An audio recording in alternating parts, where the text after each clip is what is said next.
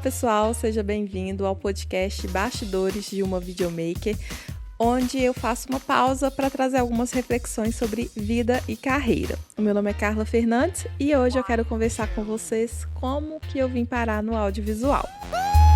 Bom, normalmente as pessoas acham que eu sou formada em jornalismo, marketing, publicidade e propaganda, mas a verdade é que eu fiz um outro caminho até chegar aqui.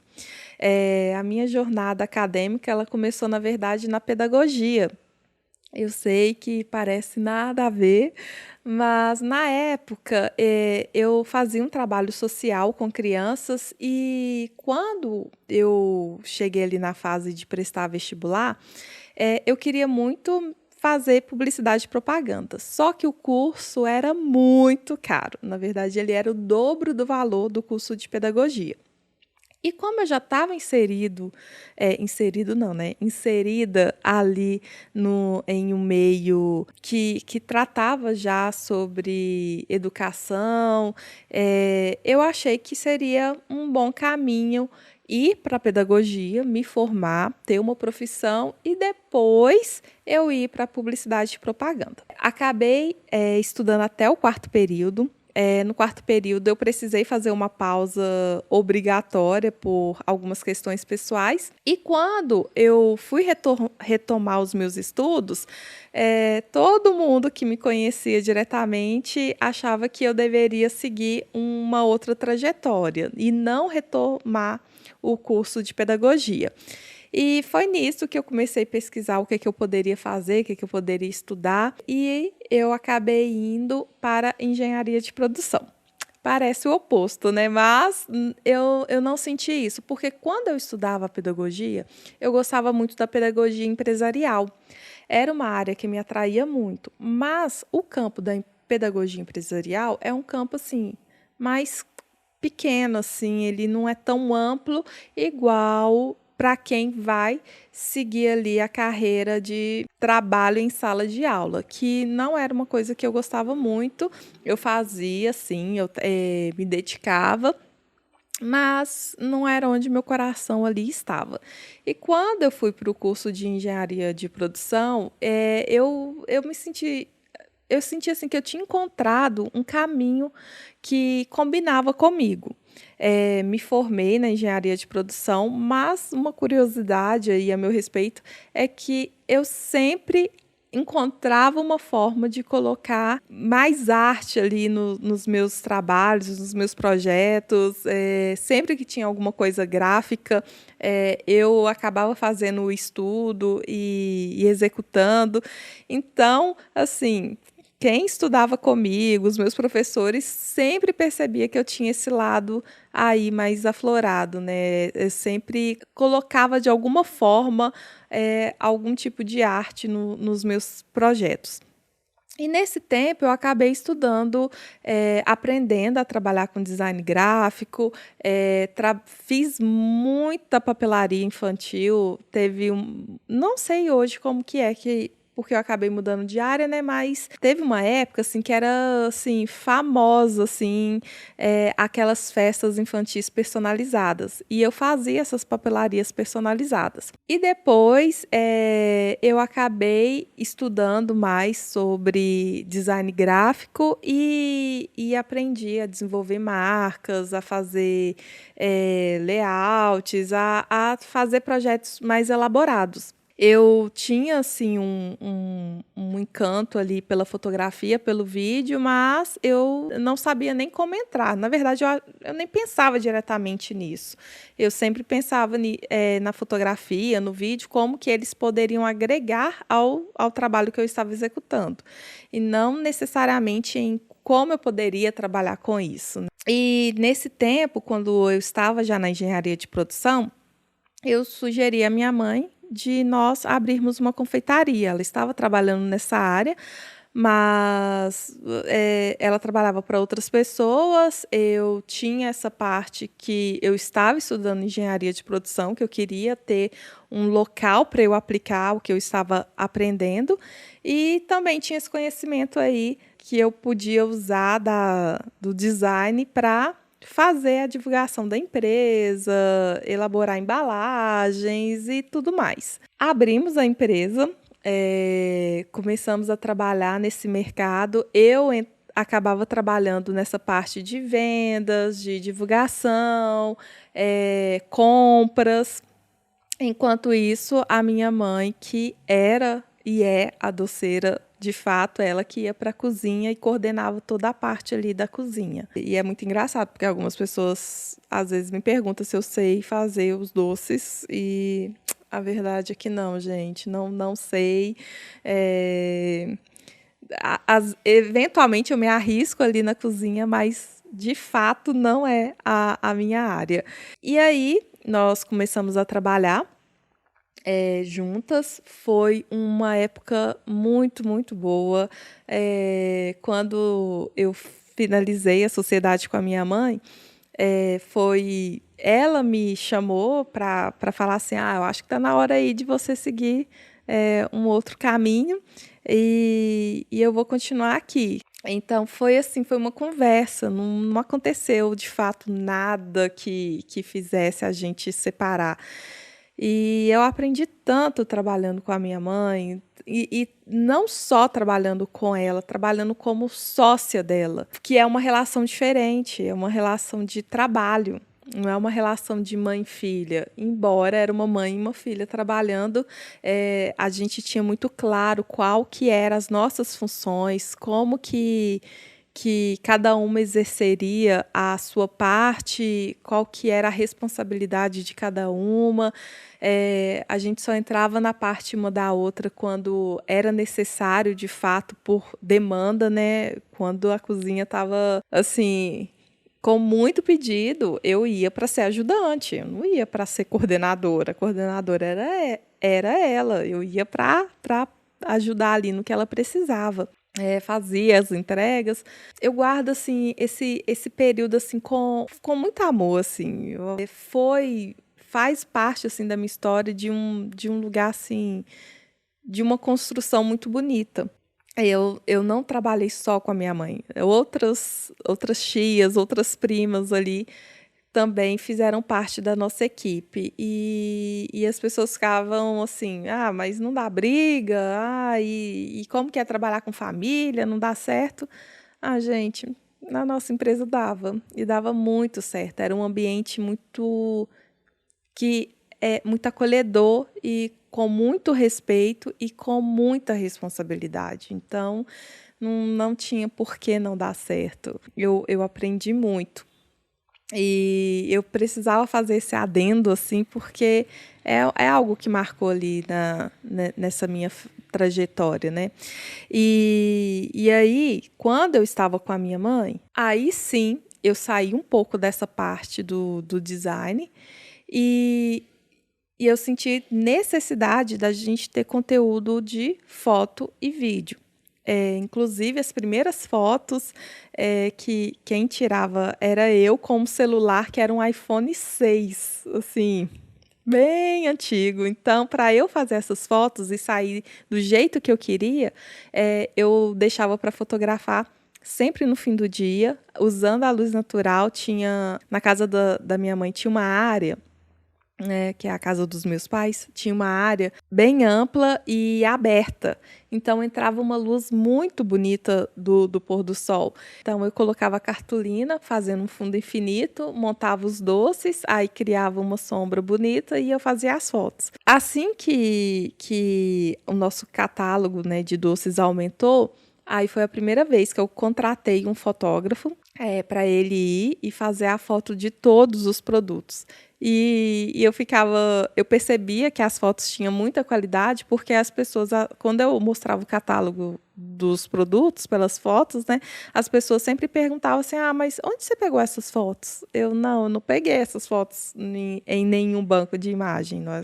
Nós produzimos essas fotos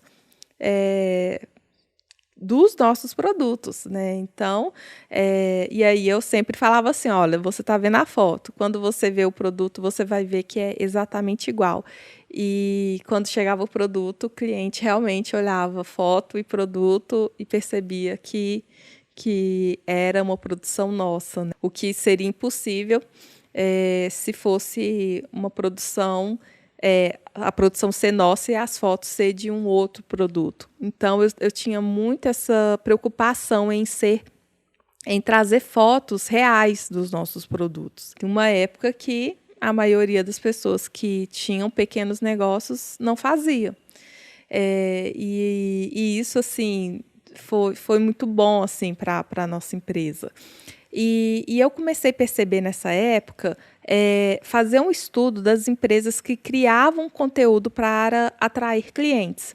Uma das empresas que eu estudei foi até a Michelin. A Michelin trabalha com pneus, só que foi a Michelin que criou o Guia Michelin, que é um guia gastronômico, que ele cresceu tanto que hoje ele tem, né, as estrelas, tem as premiações para os restaurantes. Mas a ideia era essa, de criar um conteúdo que não é necessariamente do produto deles, mas que oferecia ali um recurso para quem estivesse na estrada pegar aquele guia e falar, vamos visitar, né, tais restaurantes, né?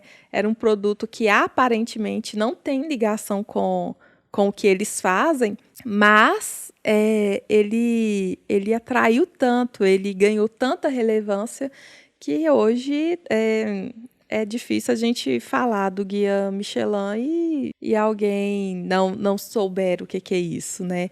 Às vezes a pessoa esquece até com o que a Michelin trabalha, mas não esquece ali que desse trabalho de criação de conteúdo que eles fazem, né? E eu fui pegando outras empresas para fazer esse estudo. Foi aí, estudando isso, que eu decidi comprar a minha primeira câmera, que foi a T5i. E a minha ideia era construir ali conteúdo sobre festas, doces, tirar dúvidas, fazer esse conteúdo para o pano de fundo ali daquele conteúdo, né, o patrocinador daquele conteúdo ali ser a confeitaria. E criar tanto conteúdo quanto também a gente abraçar essa produção de fotos, catálogos e todo o material gráfico ali de imagem e vídeo que a empresa precisasse. E aí eu comecei a criar conteúdo. Só que vamos aqui lembrar que eu comprei a câmera, mas eu não sabia mexer com a câmera. Então, eu tinha que aprender a gravar, eu tinha que aprender a editar, eu tinha que aprender tudo antes de começar a criar conteúdo para a empresa. E eu fui fazer o quê? Testar. Realmente foi muito acerto e erro. E os conteúdos que eu criava eram totalmente diversos, totalmente. Eu fiz vídeo de eventos que eu fui, eu fiz vídeo de coisas pessoas que eu achava interessantes e eu gostava da história, eu ia lá e gravava e postava, só que ao invés de eu postar no canal da empresa, eu postava no meu pessoal. E era muito engraçado isso, porque eu estava totalmente perdida, mas ali foi onde eu aprendi as principais habilidades que eu tenho até hoje, né? Então, foi ali que eu aprendi a olhar, foi ali que eu aprendi a editar, foi ali que eu aprendi a usar uma câmera só e gravar de diversos ângulos para ter cenas mais dinâmicas. Então, esse início ali, ele foi um grande laboratório para mim. E aí, nesse tempo que eu estava fazendo esse laboratório, que foi quando eu tive a conversa com a minha mãe, que ela me chamou para uma conversa, eu não tinha coragem de sair da empresa de jeito nenhum. Quando eu saí, teve aquela crise no mercado de 2015 e foi uma crise bem forte, assim, e isso mudou totalmente o nosso quadro de clientes. Nós atendíamos os buffets da nossa cidade e de repente não tinha mais eventos para fazer. E mudou muito a característica, porque ao invés da gente ter grande produção semanal, porque a gente atendia os buffets, a gente começou a atender um público muito pequeno, que era aquele público que gostava dos nossos produtos e ligava para fazer pequenas encomendas. Isso muda completamente ali, né, a nossa forma de trabalhar. Nisso, a demanda caiu muito.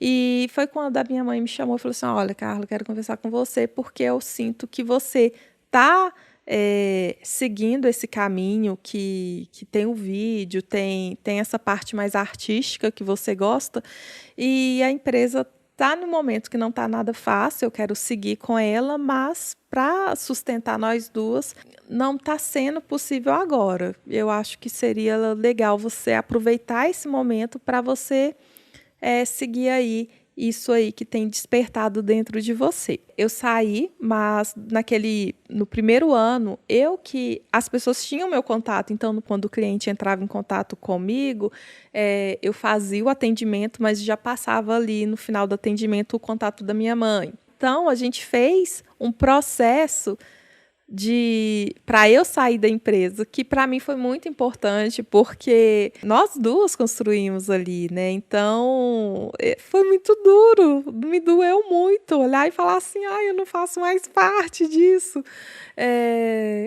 E até que aí realmente eu fiquei nesse ano assim, só fazendo esse trabalho de distanciamento, né, da empresa, passando para ela tudo que eu fazia. E foi muito bom, né, porque foi aos poucos, não foi um rompimento assim da noite para o dia. E nisso comecei a gravar mais conteúdo. Eu passei a fazer um conteúdo mais voltado para empreendedorismo. Eu comecei a mudar de que tipo de conteúdo que eu poderia fazer. Mas eu me senti ainda assim muito perdida nessa criação de conteúdo. Eu entendi que era um caminho que eu gostava, era um caminho que eu queria ir, mas eu não tinha a menor noção do que de fato, qual que seria o nicho, o que eu de fato eu iria fazer ali para o meu YouTube, o que eu estava trabalhando. Aí no ano seguinte, eu entrei numa empresa de marketing. E aí que as coisas mudou. Porque nessa empresa de marketing, quando eles me contrataram, eu falei com eles que eu trabalhava com vídeo. Falei assim, olha, eu faço vídeos, é uma área que eu gostaria se tiver oportunidade, eu gostaria de desenvolver aqui dentro. Então, quando eu entrei para a empresa, eles já tinham um projeto que eles iam precisar de alguém para fazer as filmagens, e eu entrei assim, visando esse projeto. Mas eu fiquei um ano fazendo trabalho interno. Então, eu cuidava de rede social, eu atendia cliente, eu fazia ali só as demandas internas da empresa mesmo. No ano seguinte que eu estava nessa empresa, foi quando, de fato, surgiu o meu primeiro trabalho lá dentro, que era para eu gravar o conteúdo de um chefe de cozinha, e não só fazer o conteúdo que ia para o YouTube dele, mas também fazer a gravação do curso. Né, veio aquela dúvida assim, eu construí tanto conteúdo para o YouTube, será que serviu para alguma coisa? E sim, serviu. Porque quando eu fui fazer o conteúdo desse chefe, era conteúdo para o YouTube. E conteúdo para o YouTube, ele pode ser igual esse que eu estou fazendo, que vai entrar tanto no meu podcast quanto no YouTube, mas esse conteúdo de entretenimento, ele tem uma carinha diferente, ele pode ter a piada, ele pode ter o erro, ele pode entrar várias coisas que em um conteúdo para televisão, por exemplo, não entraria. Então, tudo aquilo que eu havia estudado antes sobre vídeo para a internet, ele veio assim a calhar totalmente.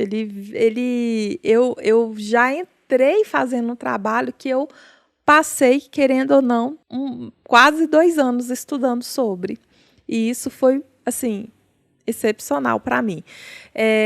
E foi isso. E depois disso, eu nunca mais parei de trabalhar com fotografia e vídeo. mas a trajetória foi essa. Eu sabia que existia algo dentro de mim que me chamava para essa parte mais artística, mas eu não sabia qual que era o caminho que eu ia seguir. Eu não tinha a menor noção que um dia eu ia trabalhar com foto, com vídeo. E quando eu comecei, foi o momento que eu falei assim, poxa, eu cheguei aonde eu queria chegar, eu consegui encontrar o meu propósito de trabalho ali, né? Não acho que é a coisa que eu vou fazer para a vida toda, mas eu encontrei o meu caminho. Que seja lá o que eu estiver fazendo, ele vai passar por essa área de arte, né? Essa busca assim que pulsa dentro de mim assim mais artística. E eu acho isso muito bom, e porque às vezes a gente dá muitas voltas, mas no final a gente sempre vai parar naquilo que a gente... Deixa eu parar aqui, que eu coloquei um cronômetro aqui na frente para eu não perder hora, e senão ele vai apitar agora. Eu acho muito legal esses caminhos que a gente faz, mas no final das contas a gente sempre para naquilo que realmente chama a gente, está ali no nosso íntimo. A gente pode tentar fugir, mas a gente vai contornar um tanto de caminho para parar exatamente onde a gente deveria ter parado desde o início. Eu gosto muito de ter formado em engenharia de produção. A engenharia de produção é uma área que é uma profissão que trabalha muito sobre gestão. Então, tem gestão de projetos, gestão de tempo, gestão de pessoas, que no final das contas tem tudo a ver com a produção. A diferença é que eu ainda trabalho com produção. A diferença é que a engenharia de produção ela visa muito a produção industrial. E hoje eu trabalho na produção audiovisual. Se fosse para eu pensar em uma nova graduação ou uma continuação aqui, a partir de agora, seria com certeza não a publicidade a minha opção de caminho, mas sim o cinema. Eu me vejo muito mais interessada em estudar história da arte, história do cinema, hoje, do que ir por essa outra veia aí de estudar publicidade, propaganda, ou marketing, ou jornalismo. E é isso, pessoal. Espero que essa minha fala tenha contribuído aí na sua jornada, se você está se sentindo perdido, se você acha que tem algo dentro de você que te chama para um lugar e você, às vezes, se sente distante, tem sempre a opção ou de recalcular a rota ou de olhar olhar para isso que você está construindo e pensar assim, poxa, eu não preciso abandonar aquilo que eu quero porque eu estou seguindo uma outra rota. Eu posso, na construção dessa rota, colocar os elementos do que eu gosto, que é o que eu fiz. E aí, nessa jornada, eu vou, de fato, encontrar com aquilo que faz sentido para mim. Eu gostei muito de ter feito essa jornada, eu acho que ela foi leve, ela me deu oportunidades, e hoje, no final das contas, de fato, eu trabalho com empresas. E não só uma empresa, mas hoje eu trabalho com indústrias, com maquiadores, com arquitetos, com médicos, com dentistas, e tantas outras profissões. E toda vez que eu estou lá gravando algum conteúdo, me enriquece muito. Eu sinto que eu estou fazendo a coisa certa, no lugar certo, na hora certa, e aumentando ali o meu repertório do que eu sempre busquei. E é isso, eu espero que vocês se inspirem nesse episódio. Muito obrigada por escutar até aqui. Esse foi o podcast Bastidores de uma Videomaker. Se você quiser acompanhar o meu trabalho, eu vou deixar os links na descrição do episódio. Encontro vocês na próxima pausa.